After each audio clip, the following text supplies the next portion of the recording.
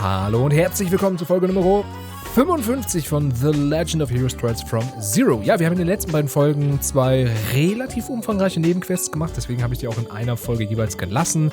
Die hätten wir nicht beide in eine packen können. Und nichtsdestotrotz wird es jetzt auch endlich mal wieder Zeit für Hauptstory. Sagte er, hatte aber noch im Hinterkopf, dass wir natürlich auch noch ein kleines Monster wegballern müssen.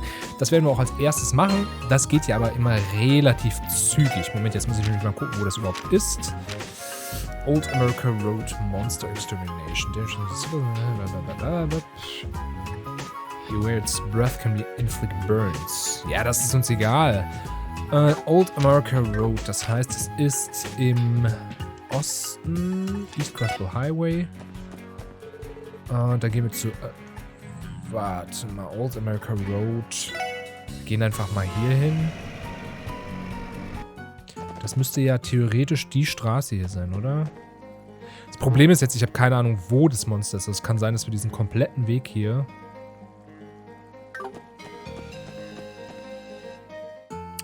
Wir können mal bis zur Gabelung gehen. Also, wenn es in der Mitte ist, ist es sowieso egal. Aber ich habe irgendwie ein Gefühl, dass es von dieser Seite aus ein bisschen näher sein könnte. So, wir gehen jetzt per... Schnellreiseknopf. Ne, hier ist es auch nicht. Ja, dann ist es tatsächlich relativ egal, weil wir so oder so dann ein paar Bildschirme laufen müssen. Verdammt. Ja, das ist aber kein Problem. Wir sind mittlerweile so ultra stark, dass die uns nicht mal verletzen können. So, jetzt muss es ja hier irgendwo sein eigentlich. Ja, da ist es auch. Siehste, halb so wild alles. Sorry, dass das so ein bisschen anstrengend zuzugucken ist. Aber damit haben wir uns den Weg ein bisschen kürzer gemacht. Das ist doch auch schön. So, dann wollen wir das Monster mal hauen. Oh, guck mal, es ist überall auf dem Rücken. Das gefällt mir. Es sind sogar zwei davon. Auf jeden Fall als erstes Battlescope. Ein Sepith Demon. Hieß ja auch, ne? Hätte ich mal lesen sollen. So. A strange monster with Sepith masses in its body. Harnesses Cornelius Septum to breathe fire. Also Wasser und Wind drauf. Würde ich auch sofort machen. Ich würde ihn ein bisschen hier hinsetzen, weil ich garantiert ein Stück nach vorne gehen. Aha. Und ein Blue Drop. Und danach bin ich eigentlich ganz guter Dinge. Sparkle. Ja, easy. Das kriegen wir locker hin. Du bist viel drauf.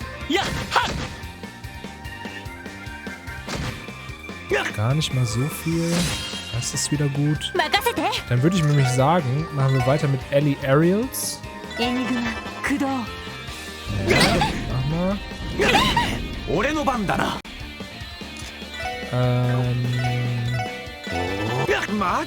Oh, shit. Siehst du, habe ich einmal nicht aufgepasst. Naja. So ist das Leben. Dann muss ich jetzt hier auf jeden Fall einen Tierabahn nehmen. Sonst bin ich gleich nochmal tot. Ist irgendwie auch blöd. Sehe ich nicht so bei mir, ehrlich gesagt.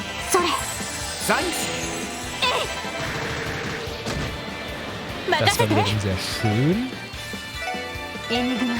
Das Blöde ist, ich wollte halt eigentlich genau Randy haben, weil der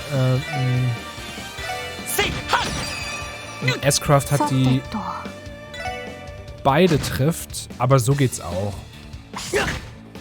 Also schon wieder tot. Das ist ja doof. Vor allem, weil jetzt sind sie tot. Naja. Bisschen Schwund ist immer, dann hat Randy jetzt halt ein bisschen verkackt. Egal, ist ja nicht dramatisch. Es war jetzt ja auch nicht viel, was wir an Erfahrungspunkte dafür bekommen haben. Von daher, jetzt möchte ich aber einmal kurz gucken. Falsches Ding, Combat. Old America Road. Haben wir denn jetzt hier auch alles? Ich habe immer so ein bisschen Sorge, dass ich irgendwann mal zwischendurch vergesse, die Sachen zu scannen.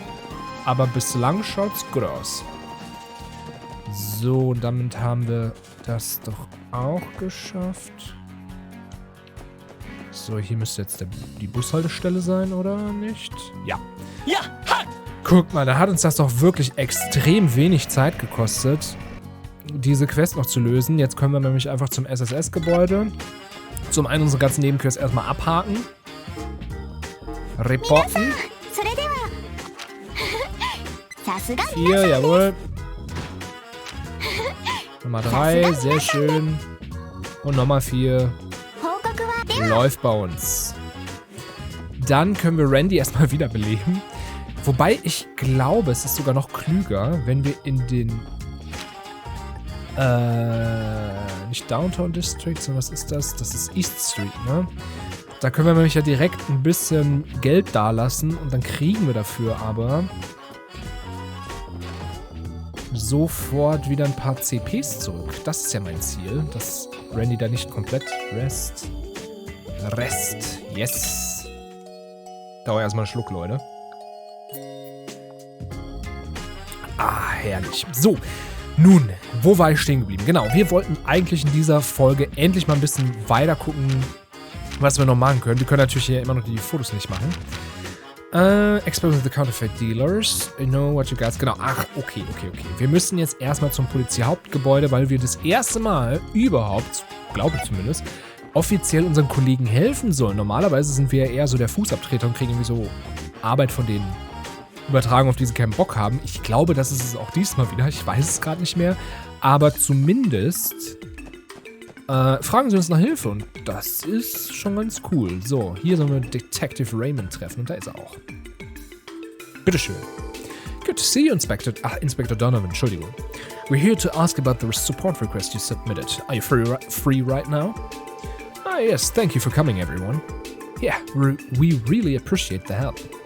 So, what exactly does the request entail? Übrigens, der andere ist Raymond. So, da wird ein Schuh draus. Judging by the submission, it sounded like it was quite urgent.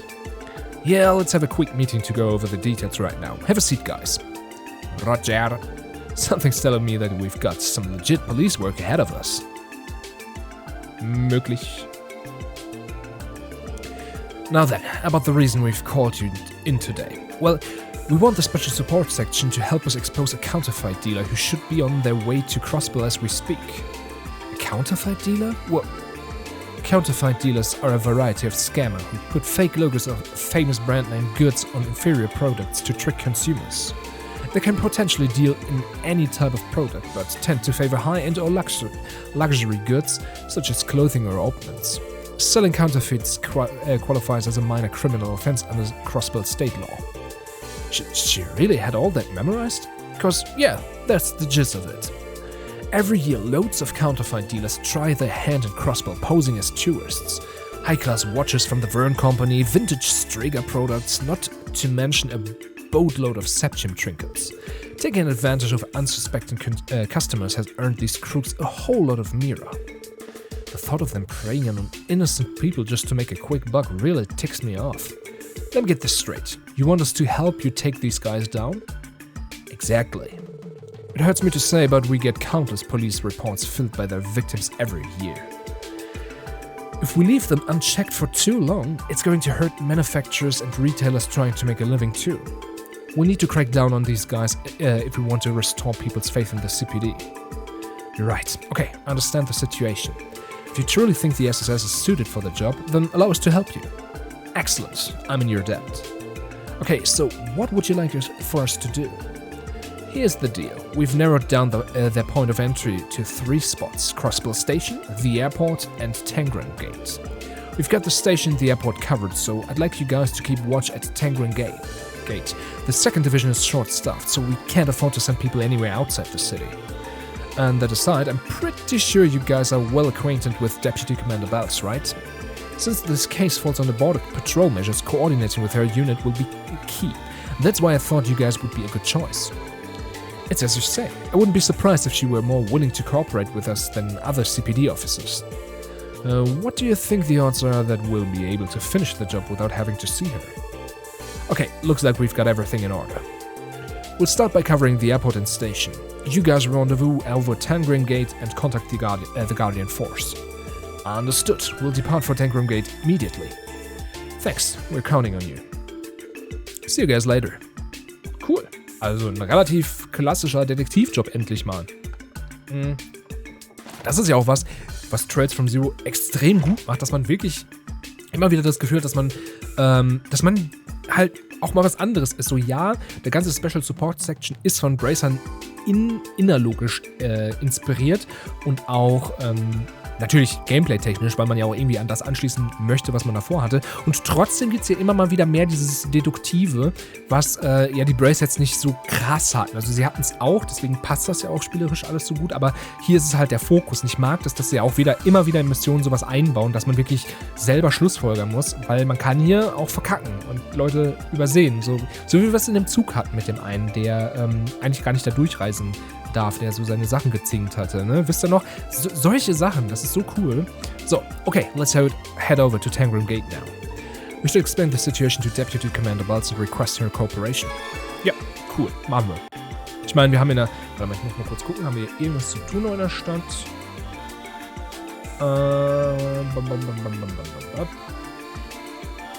Nö. Okay, nee, sieht gut aus. Alles klar. Dann machen wir das. Auf geht's. Also wir haben an diesem zweiten Tag hier auch echt gar nicht so viel Zeug zu... Ich habe gar keine Items mehr zu finden, von daher läuft das alles ganz gut. Tangram Gate können wir uns einfach hinbeamen, mehr oder weniger, per Bus. Und dann melden wir uns bei unserer Vorgesetzten nicht in Spee, also unserer temporären Vorgesetzten im Büro. Wen haben wir denn hier? Okay, nee. Ich dachte, die kenne ich vielleicht. Nein, Laila dachte ich nicht, dass das ist, aber naja. Excuses, ma'am. Oh, there's Noel. Good afternoon, Deputy Commander. Sergeant Major. Nice to see you. Hello, you four. Given you came to see me directly, I assume that something's happened. Yes, actually, there's something we'd like to discuss with you, if you don't mind. Genau, jetzt erklären wir das Ganze mit den Counterfeit-Dealers, also die verkaufen gefälschte Ware. Ich weiß gar nicht, ob es ein passendes deutsches Wort dafür gibt, aber es ist halt Assis vielleicht. Weiter geht's. I think I understand your predicament. You can count on Tangram's Gate cooperation. Thank you, Deputy Commander. Hold up, you sure you guys can afford to spare the manpower? Don't all the border gates get crazy busy during Anniversary Festival? No need to worry about that, Randy. As I'm sure you know, border security is the responsibility of CGF guardsmen who are stationed at the gates. Sure, we may be swamped, but I think it's our duty to be involved with this issue of yours. Well put, Seeker. There's no need for the Special Support Section to have any reservations on our behalf. That being said, we are currently short on hands, so the amount of aid we can provide is limited. Any assistance you can provide is welcome. And I know it's sudden, but do you think we'll have an opportunity to interview the incoming passengers from the Republic? According to the police intel, the counterfeit dealer should be arriving at Tangram Gate around noon today. Noon? Now that you mention it, I believe there is a bus from Calvert scheduled to arrive relatively soon. If your intel truly is accurate, your dealer should be on board. You know, there's a brief window of time where passengers from the Calvert bus have to wait for the domestic crossbill bus line to arrive. Usually, people waiting for the connection bus head over to the mess hall to rest or have a quick meal. Sounds like we've got ourselves a plan then. First, the Sergeant Major will come up with some excuse to escort the passengers into the mess hall. Next, we'll stroll in, not causing any ruckus, and try to find our counterfeit dealer. If you've ever wanted to show off your detective chops, Lloyd, now's your time. Leave it to me. We may have a small window, but it should be enough time to screen most of the passengers. I'm curious to see whether we can pull this off without giving ourselves away. I'm kind of starting to feel anxious. You still have a little time until the bus arrives from the Republic. If you stay at the gate, you should have enough time to rest beforehand. How about it? I can have beds prepared for you if needed. Nö, machen wir. I think we'll take you up on that offer, Deputy Commander Balz. Very well. Das ist übrigens ein westfälisches Dehnungs-E. Es ist kein Belz, es ist Balz.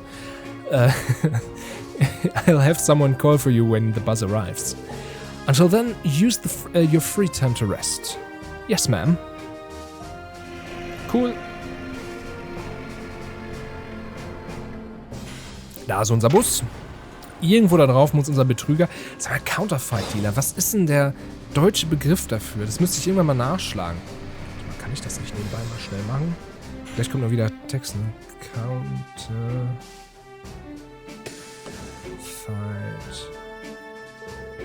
Dealer.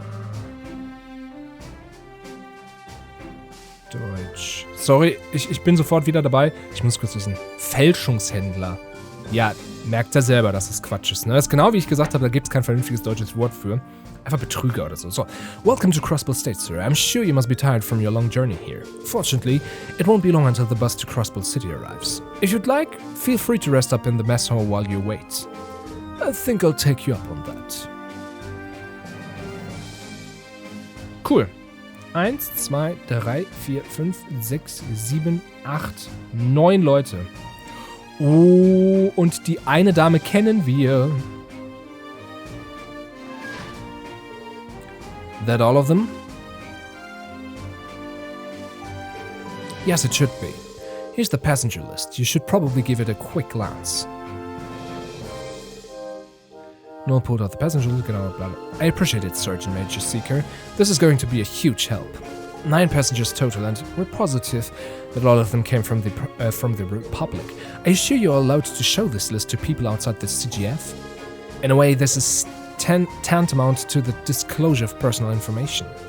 Deputy Commander Balz already authorized me to give you any information that may assist you in your investigation.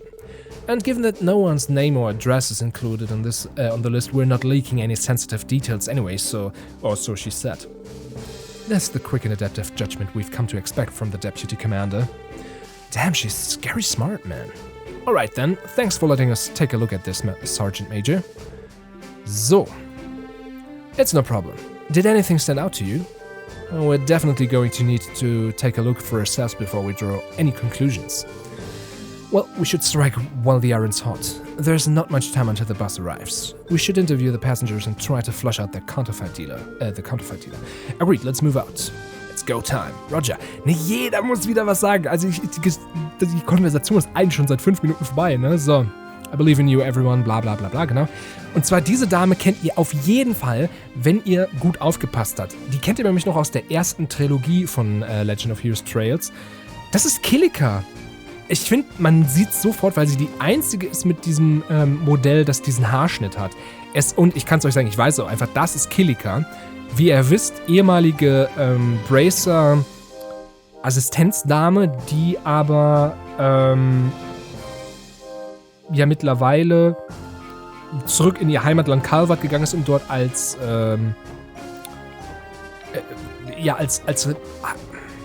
ich weiß gar nicht, was die genaue Bezeichnung ist. Ist so ich glaube, sie arbeitet als Chef des Geheimdienstes oder irgendwie sowas war das. So. Ich glaube, es ist der Geheimdienst, gerade wenn ich an Trails Through Daybreak denke, da ist es auf jeden Fall das. So, Kilika. Dude, check her out. Huh? You weren't riding on the bus, were you? What? Since we got here so late, we decided we'd spend the night. Hopefully that'll fly for now. Is that so? Well, I suppose that's as sound a reason as any. Enlighten me, madam. What exactly are you doing here in Crossbow? I suppose you could say that I'm searching for a jewel. What sort of jewel are you talking about? A beautiful one. One that can enchant people and rests within this very state. And if I'm successful in obtaining it, I'll have the power to bring a vortex of enthusiasm to the Republic's people. Also es ist Kilika. Sie hat schon ein eigenes Bild, Leute. Also offensichtlicher wird's nicht. Though I may have to stoop to whatever means necessary in order to see it through. Why is she being so cryptic? I wouldn't think too hard about it. Ja, gut.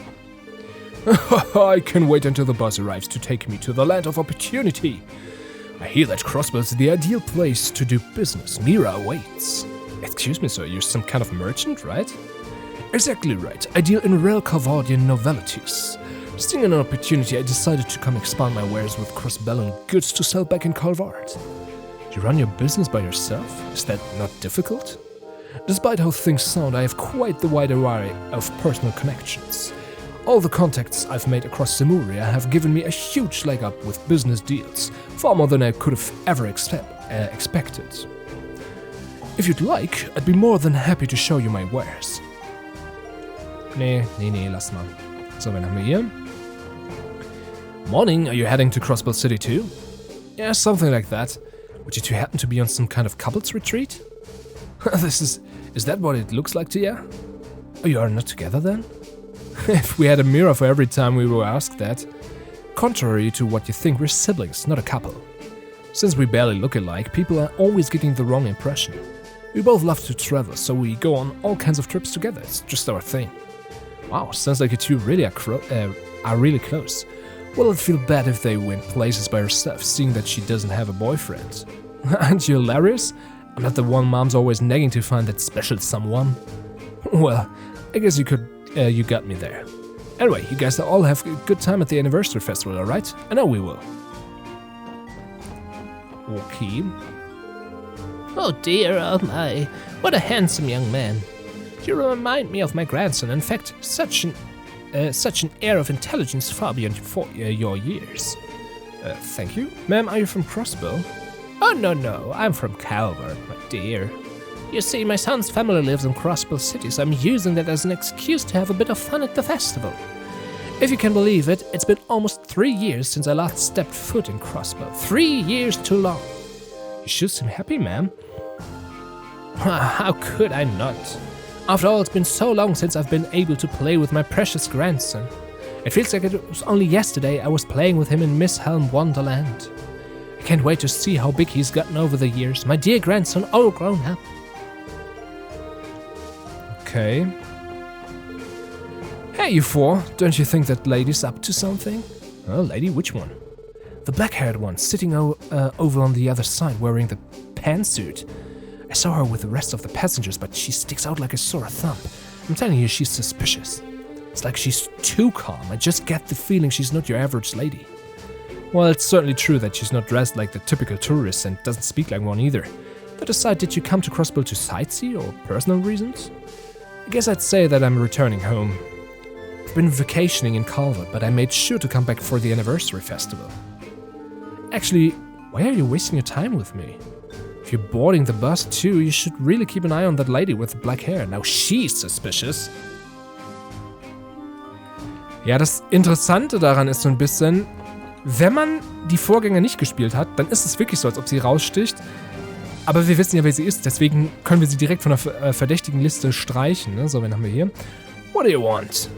This guy looks like an oddball. Pardon me, sir. Might we ask why you're coming to Crossbell? What's it to you? Just curious, sir. Why the hostility, old man? Got some secret you're hiding? Don't wanna let anyone know about that guilty conscience of yours? The hell are you accusing me of? Oh, Randy. Hey, no need to get angry. I'm on your wavelength. Crossbell is swarming with all sorts of cuties. Not to mention it's full of fun little places that can take him to. Gotta say, I like your style, man. Want me to tell you about some of my favorite spots? Such shamelessness. Fishing. I came here to fish, okay? I know it's the anniversary festival and all, but I just came here to fish for some of your freshwater species alone. Something wrong with that punk? Nah, I'm cool with that. Sorry for teasing you out, man. That's one way to get someone to talk crude and unusual, but effective. Dann fehlen nur noch die beiden. You know, traveling by bus has a unique charm to it, cruising along on the open roads. My boy seems to be having a blast too. Oh, are you on a family vacation? Yes, I suppose that's a good way to put it. My son has always supported me through thick and thin, so I wanted to be able to show my love and appreciation for him, hence this trip. You sound like quite a caring father, sir. Come now, I'm going to blush. Since I'm constantly having to go on business trips, I have to take advantage of times like these to show off my fatherly love. That's all there is to it. Sagst du? Crossbell has been really scenic so far, and the air is super clean here too. But has been so many countries on his business trips that he never runs out of really cool stories to talk about. Ich glaube, das war's, ne? Ja. Einmal kurz trinken. Attention passengers, the bus bound for Crossbell City has just arrived. For those boarding, please head towards Tangram Gate's parking lot. The bus is here, let's get going. Yeah, let's go. Oh, my time to finally reunite with my grandson has nearly arrived.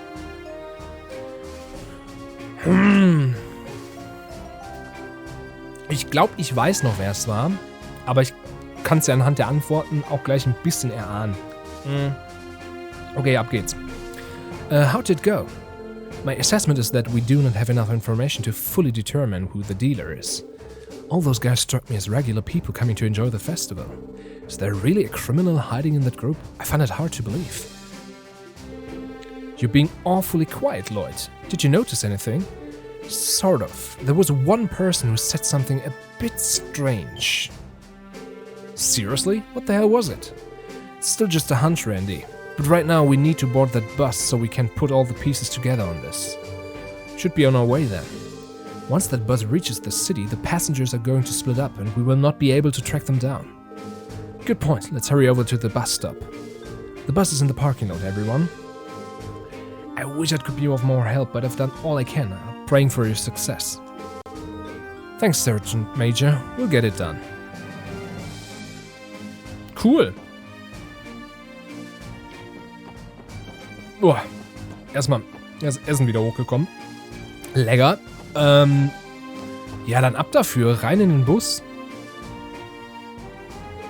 Oh, you folks heading back too? Yeah, sorry to keep you waiting. Yeah, well, the other passengers are already on board. Hurry up and get in. Muss ich denn jetzt noch was machen?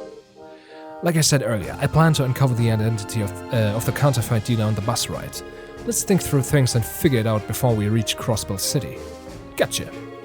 We are in a race against time. No time to waste then, shall we?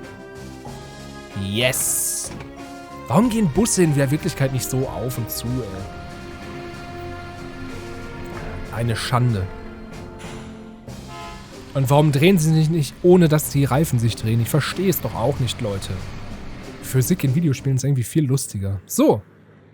Ich mag diese Innenansicht immer. Und auch hier wieder viel zu groß für das, was wir sehen von außen. Aber es ist so abstrakt in der Grafik, dass es völlig in Ordnung ist. Und das meine ich mit diesem, diese Grafik erlaubt so viel mehr Suspense of Disbelief, weil es halt sowieso abstrakt ist. Ich finde das genial. Und das stört mich in den neueren Teilen tatsächlich ein bisschen mehr. Mittlerweile, finde ich, sind sie aber auf einem guten Level angekommen. Also, ne, muss man auch mal sagen. So. First off, we should sort through all the information we have on the counterfeit ring. The group of counterfeit dealers split up and entered Crossbell via the train station, airport, and Tangram Gate. At least according to the report given by Donovan. Yes, that's right. If the report is accurate, our culprit should be one of the passengers on this bus. With that information, we can deduce one infallible truth. The counterfeit dealer who boarded this bus is...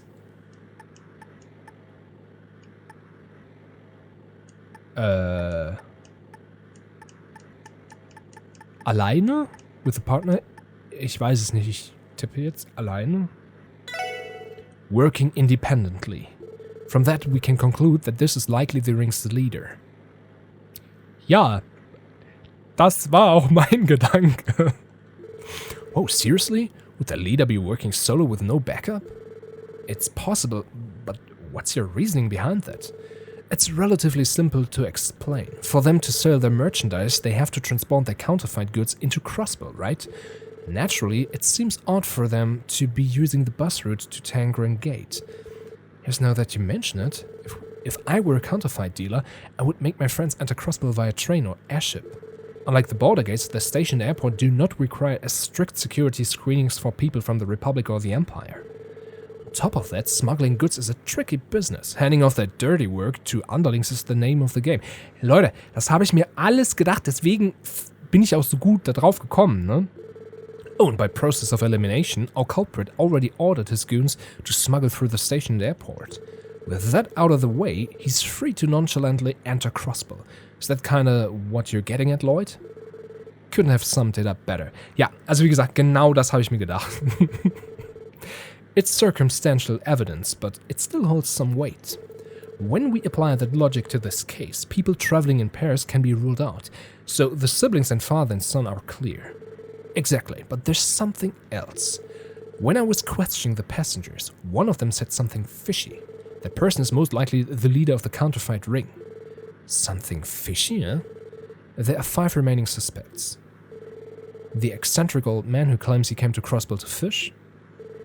The kind old lady who claims she came to Crossbell to see her grandchild for the first time in 3 years. The dark-haired woman shrouded in mystery, the young girl who seemed to distrust the dark-haired woman, and the merchant who says he traveled back and forth between Crossbell and the Republic. Is one of them really the culprit? Yeah, I think I've got them pinned down. Among the suspects, the leader of the counterfeit dealers must be... So. Und das glaube ich noch zu wissen. Und es ist auch, wenn man drüber nachdenkt, die einzige, die etwas gesagt hat, wo man theoretisch als Spieler oder Spielerin aus der Spielwelt selbst was rauslesen könnte. Und, ihr werdet euch jetzt wundern, ja, The Dark-Haired Woman ist es natürlich nicht, weil das ist Kilika. Ja, von der wissen wir es. Aber es ist die Frau. Weil die hat gesagt, die ist vor 3 Jahren das letzte Mal hier gewesen, hat dann aber irgendwie von dem Miss-Helm Wonderland geredet. Und ich glaube, das gibt's noch keine 3 Jahre. Das heißt, sie kann das eigentlich noch gar nicht wissen. Und deswegen müsste sie das sein. The elderly woman. You positive? Definitely. Yeah, given the evidence, it wouldn't make sense for the counterfeit dealer to be anyone else. I guess that's true. The bus will be arriving at Crossbell's East exit momentarily. Und mit diesem kleinen Rausschmeißer und einem Schluck aus meinem Trinken ist diese Folge auch schon vorbei. Wir haben den Dieb entlarvt, aber liegen wir auch richtig? Werden wir den Betrüger fassen und wie geht das Ganze zu Ende? Fragen über Fragen, die wir in der nächsten Folge sofort beantworten werden. Bis dahin, Dankeschön fürs Dabeisein und tschüss.